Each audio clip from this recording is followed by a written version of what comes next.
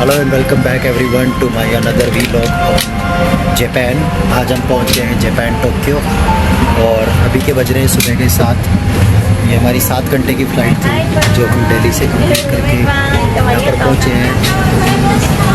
और अभी हम हैं हडेना एयरपोर्ट पे। यहाँ से हम लोग जाएंगे टोक्यो, टोक्यो से हम जाएंगे ओसाका। ये हमारा 10 दिन का ट्रिप है। इस वीडियो सीरीज़ में मैं आप लोगों को बताऊंगा सारे इम्पॉर्टेंट लोकेशंस जो हम एक्सप्लोर करेंगे। ऐसी लोकेशंस जो आपको कोई नहीं बताएगा। यूजुअली लोग आते हैं इंडिया से और वो बस ओसाका और क्योटो जाके वापस निकल जाते हैं, बट हम लोग यहाँ से जाएंगे काफ़ी सारी ऐसी लोकेशंस पे। हम लोग आपको बताएंगे JR पास के बारे में, जो मैंने लिया है स्पेशल JR पास, जो कोई नहीं लेता यूजुअली। लोग अपना JR पास का पैसा ऐसे ही बर्बाद कर देते हैं। और सबसे इम्पॉर्टेंट मैं इमिग्रेशन आपको अभी बताऊंगा, क्योंकि हम जस्ट एयरपोर्ट पे पहुंचे हैं। तो I will guide you about the immigration process. कुछ बहुत इंपॉर्टेंट चीज़ें जो इंडियंस मिस कर देते हैं या इंडियन लोग बताते ही नहीं हैं, तो I will show you so that आपका जो इमिग्रेशन प्रोसेस है वो बहुत स्मूथ हो जाएगा। कम से कम 45 मिनट से लेके अप टू 1 आवर 2 आवर तक आप लोग बचा सकते हो। तो let's get started this video. तो एज़ यूजुअल फ़्लाइट से निकल कर अब हम लोग जा रहे हैं इमिग्रेशन काउंटर की तरफ। और इमिग्रेशन काउंटर पर जाकर मैं आपको इन्फॉर्मेशन शेयर करूंगा कि जापान का इमिग्रेशन प्रोसेस क्या है। इमिग्रेशन काउंटर मुझे सामने ही दिखाई दे रहा है। सो अगर आपको लॉन्ग क्यू से बचना है, 1 घंटे से 45 मिनट का टाइम बचाना है और फिजिकल फॉर्म से बचना है, जैसे कि ये लोग भर रहे हैं, you can fill a online form and generate a QR code. So मैंने एक दिन पहले ही QR कोड जनरेट कर लिया, जिससे मेरा पूरा प्रोसेस स्मूथ और फास्ट हो गया। और यहाँ पर मेरा 45 से 50 मिनट कम से कम बच गया। तो इस वेबसाइट का लिंक और डिस्क्रिप्शन मैं पूरा इस करंट वीडियो के डिस्क्रिप्शन में डाल दूंगा। सो इस सिंपल प्रोसेस को फॉलो करने से आपके 45 से 50 मिनट यहाँ पर बच जाएंगे। सो अब हम ब्रीफली बात कर लेते हैं हमारी ट्रिप की। तो हम सबसे पहले टोक्यो लैंड करेंगे और टोक्यो से फिर हम शिनकानसेन लेके जाएंगे ओसाका। एंड ओसाका में हम लोग अपना पहला स्टे करेंगे फॉर फर्स्ट 4 डेज। एंड उसके बाद हम लोग जाएंगे खानजावा, क्योटो, नारा और ये सारी चीज़ें हम एक्सप्लोर करेंगे हमारे इस जापान ट्रिप में। हमारा फर्स्ट डे हम सीधा टोक्यो से ओसाका चले जाएंगे, क्योंकि किसी भी होटल की जो चेक इन है जापान में, याद रखिएगा, ये शाम के 5 बजे स्टार्ट होती है और हम पहुंच गए हैं सुबह 6 बजे। तो आज का पूरा दिन हमारा वेस्ट हो जाएगा। तो एक ऑप्शन बचता है, हम कॉइन लॉकर के अंदर अपना सामान रख के टोक्यो घूम ले। अनदर ऑप्शन, हम जापान की बुलेट ट्रेन लेकर निकल जाए और सीधा ओसाका तक की हमारी जर्नी कंप्लीट कर ले। हमारा पूरा दिन यूटिलाइज हो जाएगा और उसके बाद में हम आगे की जर्नी ओसाका में सामान रख के कर पाएंगे, क्योंकि सामान के साथ ट्रैवल करना बहुत डिफ़िकल्ट हो जाता है। सो गाइस, जो यहाँ पर कन्वेयर बेल्ट है, इसके ठीक बाजू में ही मशीन मिलेगी आपको इस टाइप की। इसमें आपको अपना पासपोर्ट स्कैन करना है और जो QR कोड आपने जनरेट किया है वो स्कैन करना है, ताकि आपको आगे फिर कस्टम का क्लियरेंस आराम से मिल जाए। इससे आपका बहुत टाइम सेविंग होगा। तो मैं अभी आपको दिखाता हूँ कि ये कैसे करते हैं। हम इसको पासपोर्ट और हम बार कोड को दोनों को स्कैन करेंगे एक एक करके। सो जब तक मेरी फैमिली अपना लगेज कलेक्ट कर रही है, मैं यहाँ पर पासपोर्ट स्कैन करके कस्टम क्लियरेंस ले लूँगा, ताकि मुझे पता चल जाए कि कौन से गेट से मुझे कस्टम क्लियर करके बाहर निकलना है। इसके लिए मुझे पासपोर्ट स्कैन करना है और जो QR कोड मैंने जनरेट किया था, दोनों चीज़ें मुझे इस मशीन पे स्कैन कर लेनी है।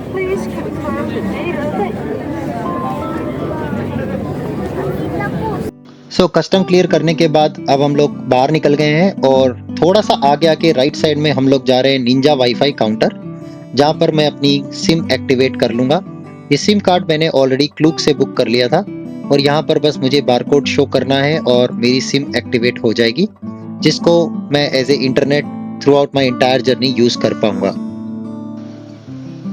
सो अगर आप अपने ट्रैवल को बजट फ्रेंडली बनाना चाहते हैं जापान में, तो सबसे इम्पॉर्टेंट है पब्लिक ट्रांसपोर्ट को यूज़ करना। और उसका सबसे बड़ा बेनिफिट जो एज ए फॉरेनर आप ले सकते हो वो है JR पास। JR पास आपको अनलिमिटेड एक्सेस ऑफ ट्रेन देता है, जो कि ऑपरेट की जाती है बाय जापान रेलवेज। तो हमने यहाँ पर होकुरिकु पास ले लिया। ये पास जो है ये आपको जापान आने से पहले अप्लाई करना है और ये आपके घर पे डिलीवर होगा। और यहाँ पर आकर आपको फिजिकली जो पास आपके घर पर आया है वो पेपर एंड वो पासपोर्ट आपको यहाँ पर देना होगा JR ऑफिस में, और फिर वो आपको JR पास इश्यू करेंगे, जिससे आप अनलिमिटेड एक्सेस ले पाएंगे जापान रेलवेज का। यहाँ पर काफी सारे टाइप के JR पासेस अवेलेबल हैं। जो मैंने JR पास लिया है वो लिया है मैंने होकुरिकु JR पास। अब होकुरिकु JR पास क्या होता है? होकुरिकु बेसिकली जापान का एक स्पेशल रीजन है, एक स्पेशल आर्क बनाता है जो कि कवर करता है Tokyo to Toyama to Kanazawa to Kyoto to Osaka. So इस रूट को कहते हैं होकुरिकु रूट। तो हमने ये क्यों लिया? क्योंकि हम चाहते हैं हम जापान को अंदर से एक्सप्लोर करें। मोस्ट ऑफ द लोग जो जापान आते हैं वो केवल क्योटो, टोक्यो, नारा और ओसाका जाके वापस चले जाते हैं, बट हमने डिसाइड किया हम जापान को और अंदर से एक्सप्लोर करेंगे और हम जापान की सारी बुलेट ट्रेन्स का आनंद लेंगे, जिसके लिए मुझे ऑनलाइन रिकमेंडेशंस और रिसर्च के बाद ये पास मिला जिसको कहते हैं Hokuriku JR pass.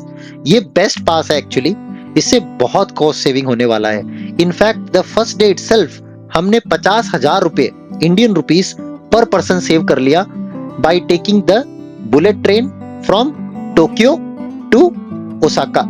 Apart from that ये सेम पास हमारा यूज आ गया एयरपोर्ट से टोक्यो जाने के लिए भी। ये जो पास है वो आपकी सबवे स्टेशंस, मेट्रो, रेलवेज, शिनकैनसेन जो कि बुलेट ट्रेन है, सब जगह यूज आ जाएगा। मैं आपको मेरे होकुरिकु पास के बेनिफिट्स ड्यूरिंग माय ट्रैवल बताऊंगा, बट फिलहाल के लिए मैंने यहाँ पर इस पास को रिडीम कर लिया है और कुछ ये पास इस तरीके से दिखता है। गाइस, अगर आपने इस पास को खो दिया तो ये वापिस इशू नहीं होता है। तो अगर आप अपनी फैमिली मेंबर के साथ आ रहे हैं और छोटे बच्चे आपके साथ में हैं, जैसे ही आप इस पास को यूज करें तो इसको प्लीज संभाल के रखिए।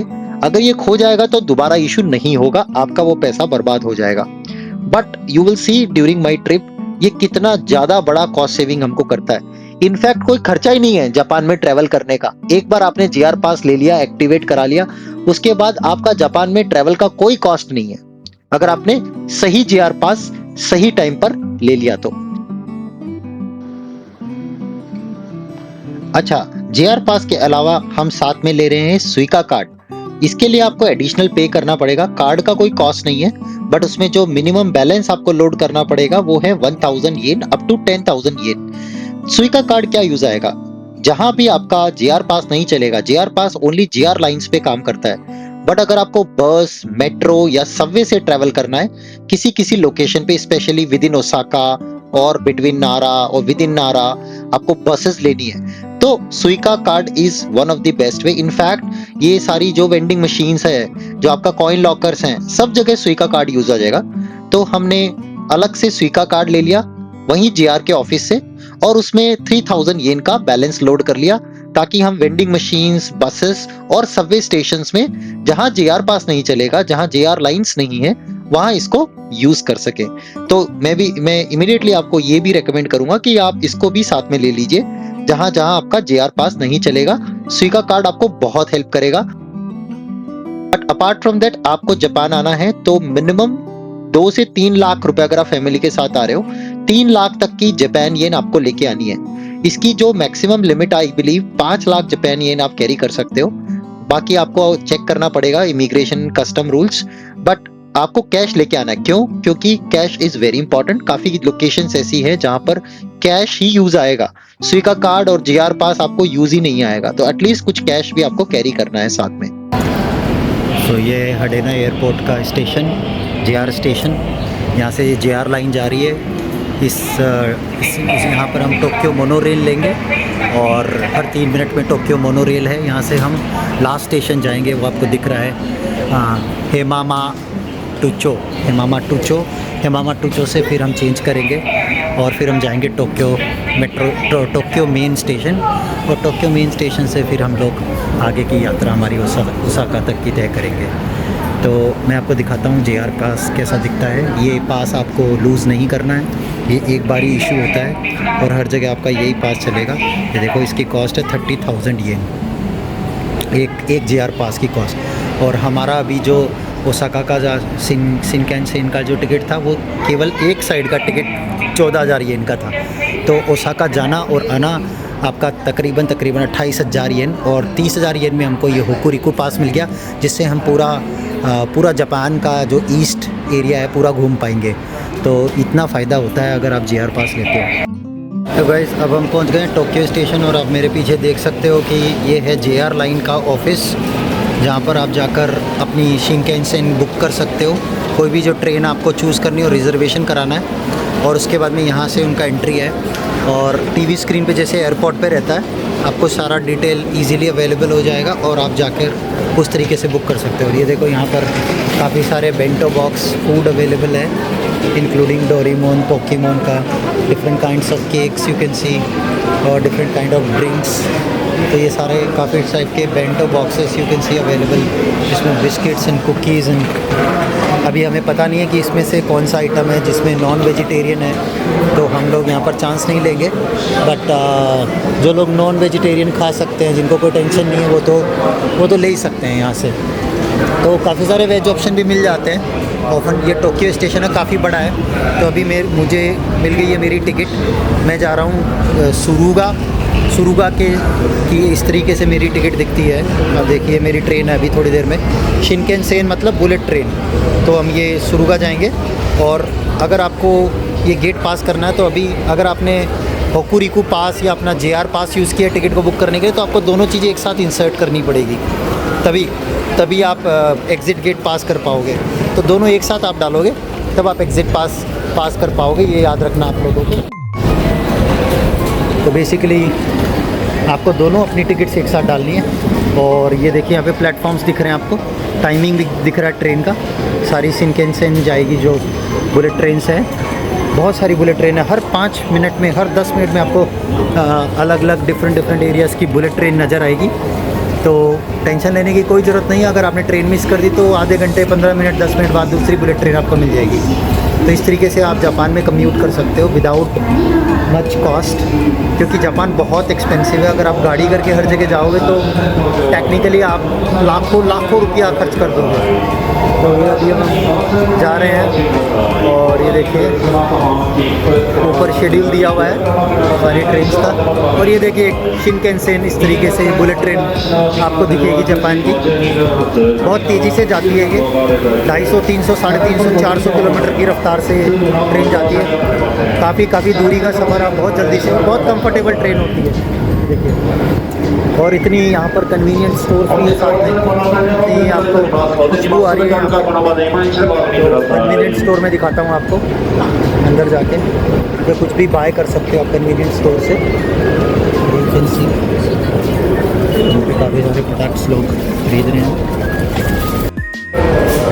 ओ भाई ये देखो बुलेट ट्रेन, इसकी चोंच देखो, क्या गजब लुक है इसका। शिनकानसेन बोलते हैं इसको। देखो ये यहाँ पर ना इन्होंने 2 ट्रेनों को जॉइंट किया हुआ है, तो मोस्ट प्रॉब्ली कहीं पर ये अलग हो जाती होंगी। और ये देखो एक और बुलेट ट्रेन आई है। अरे वाह, जापान में अगर सफ़र करना है आपको, कन्वीनियंट सफ़र करना है, चीपेस्ट सफ़र करना है, आप होकुरिकु पास ले लीजिए, आप JR पास ले लीजिए, फुल जापान रेल पास ले लीजिए और उसके बाद में आप अपना शिनकानसेन में बैठिए और निकल जाइए। अभी ये चेरी ब्लॉसम सीज़न चल रहा है जापान का। मोस्ट ऑफ द टूरिस्ट इसी टाइम पे आते हैं और अभी ये मोस्ट बसलिंग टाइम है, सुबह का टाइम है, लोग ऑफिस जा रहे हैं। सो गाइस हमने बोर्ड कर लिया हमारी ट्रेन टू सुरुगा, इस कॉल्ड कागायाकी। 320 किलोमीटर प्रति घंटे की रफ्तार से चलती है। आज तक कभी बुलेट ट्रेन का एक्सीडेंट नहीं हुआ है, आज तक कभी भी। इसमें फ्री वाईफाई की सुविधा है और बोइंग 737 की जो ग्राउंड स्पीड है उससे भी तेज बुलेट ट्रेन चलती है। और इसकी आगे की जो चोंच होती है, उस चोंच का ये राज है क्योंकि ये इसका एरोडायनेमिक्स बहुत अच्छा है। जब ये ट्रेन किसी टनल से पास होगी तो इसकी जो आगे की जो चोंच है, आगे की जो एरोडायनेमिक्स है, उसका डिजाइन ऐसा है कि टनल के अंदर जब ये जाएगी तो कोई भी टाइप का साउंड आपको अंदर नहीं आएगा। यही रीजन है कि इसकी आगे की जो ट्रेन की, बुलेट ट्रेन की जो चोंच है वो इतनी बड़ी होती है। तो अमेजिंग सफर है भाई जापान की बुलेट ट्रेन का। और अगर आप कोई ट्रेन मिस भी कर देते हो तो same day within 10 to 15-20 minutes आपको दूसरी ट्रेन में रिजर्वेशन मिल जाएगा। तो इस तरीके से आप जापान को पूरा एक्सप्लोर कर सकते हो बुलेट ट्रेन से, एक से दूसरे एरिया पे। इनफैक्ट पूरे जापान को आप कवर कर सकते हो 7 घंटे में। मैं 1200 किलोमीटर का सफर किया मात्र 4.5 घंटे में। 1200 किलोमीटर गए 4.5 घंटे में, thanks to the bullet train of Japan. So guys, हमने सुरुगा पहुंच के फिर से एक दूसरी बुलेट ट्रेन ले ली। ये भी एक लिमिटेड एक्सप्रेस बुलेट ट्रेन है जो हमको ओसाका लेके जाएगी from Tsuruga. It is all covered in the Hokuriku pass. जो हमने खरीदा है उसमें सारी बुलेट ट्रेन्स कवर्ड होती हैं, इसीलिए हमने ये होकुरिकु पास लिया है। हम पहुंच गए ओसाका शिन स्टेशन। शिन का मतलब है शिनकेन, शिन मतलब स्टेशन। ओसाका शिन सबसे बड़ा स्टेशन है। ये देखो यहाँ पर सबवे स्टेशन है ये। तो यहाँ से अब आपका जो होकुरिकु पास है वो काम नहीं करेगा, क्योंकि वो जीआर लाइन का पार्ट नहीं है। तो it's like Delhi metro, private owned metro service with in Osaka. तो यहाँ से अब आपको लगेगा सुइका कार्ड। तो जेआर के ऑफिस में ही मैंने ना सुइका कार्ड खरीद लिया था। तो सुइका कार्ड में मैंने 3000 येन लोड करवा लिए थे, तो वो मैंने खरीद लिया था। तो that is the सुइका card I have bought. मैं दिखाता हूँ आपको सुइका कार्ड कैसा दिखता है।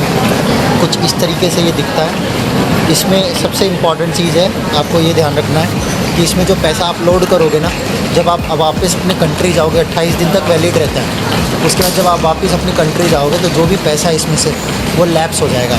अभी देखते हैं Osaka Shin station, Subway station, इसके नज़ारे देखते हैं।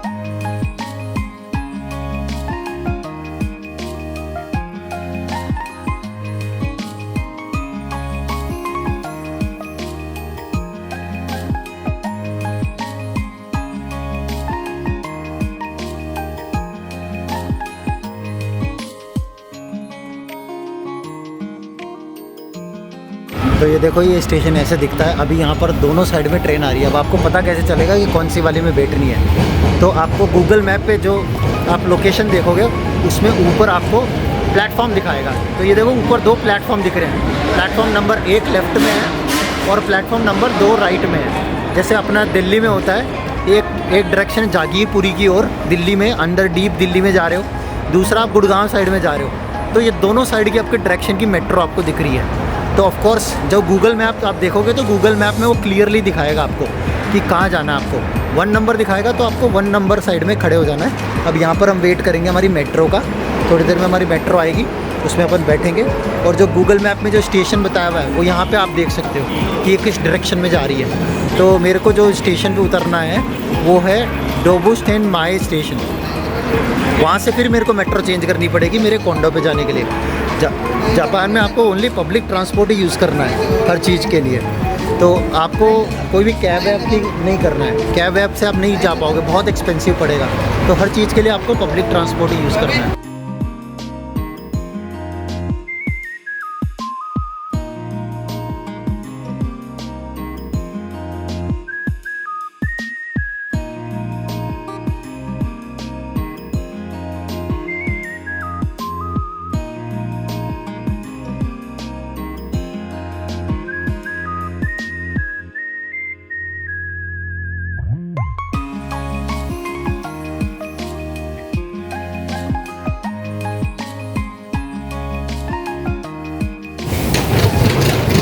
ये तेंगाचाया मेट्रो स्टेशन।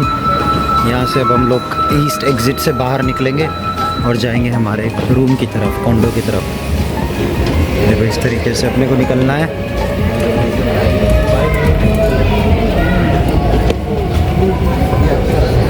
लेफ़्ट एरिया हमने खाली छोड़ दिया है।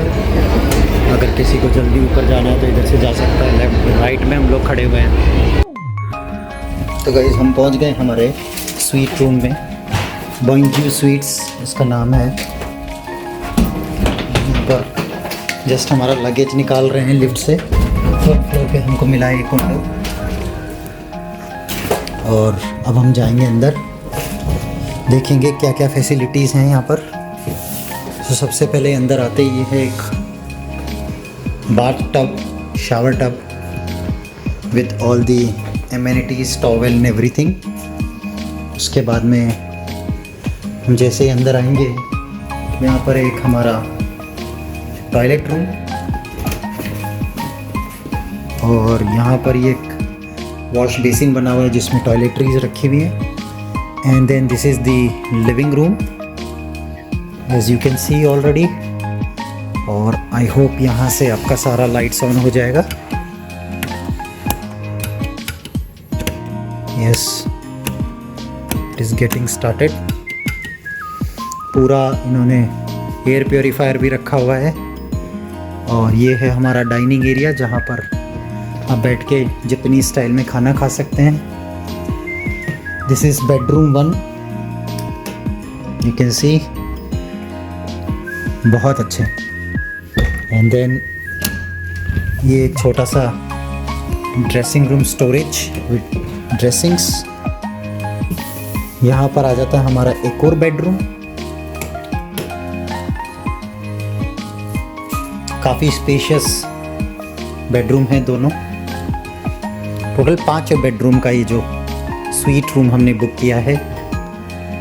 उसके बाद में आ जाती है आपकी एक fully modular kitchen with the fridge, cooking, cooktops, microwave, coffee machine, air condition control.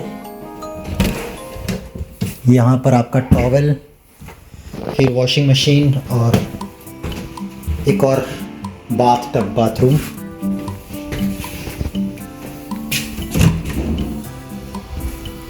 और यहाँ इन्होंने दे रखा है एक और बेडरूम, छुपन छुपाई खेलने के लिए बढ़िया जगह है ये। देखिए बहुत अच्छे, बहुत अच्छा sweet room with Japanese carpets.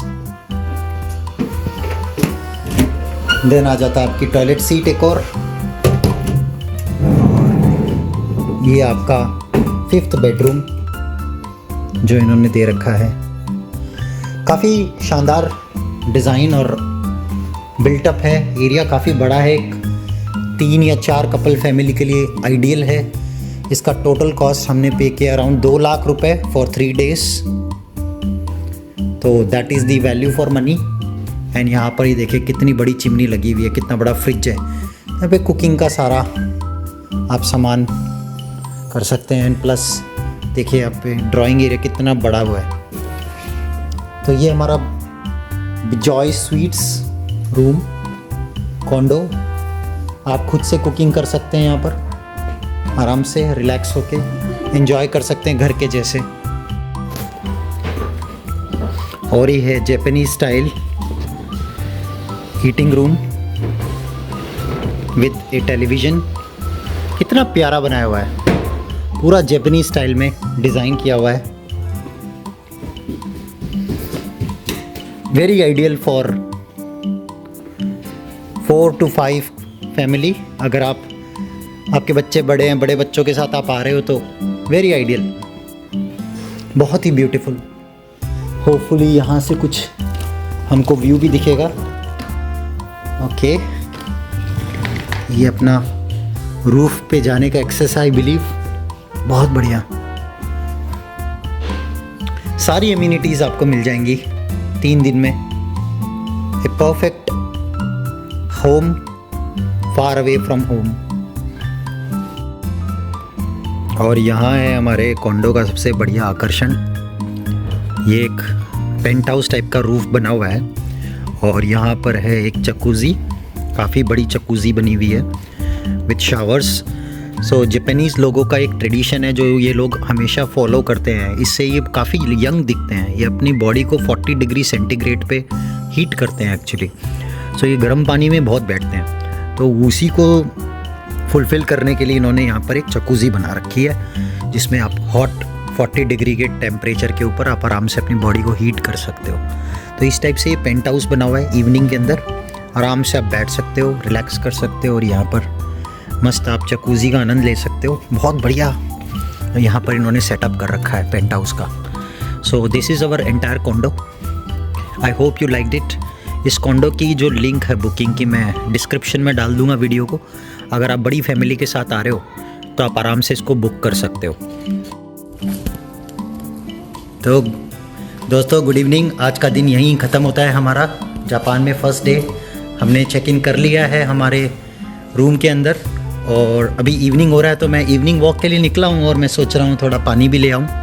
तो मुझे कॉन्डो में पानी की ज़रूरत है, क्योंकि जब भी आप एयरबीएनबी लेते हैं तो वो बहुत रेयरली ऐसा होता है कि वो पानी वगैरह की सुविधा आपको देते हैं। कहीं कहीं आरओ लगा हुआ रहता है, बट इट इज़ प्रेफर्ड कि आप कन्वीनियंट स्टोर से पानी, मिल्क, जो भी आपको नीडेड इंग्रेडिएंट्स हैं कुकिंग के लिए, वो आप लेके आएँ साथ में।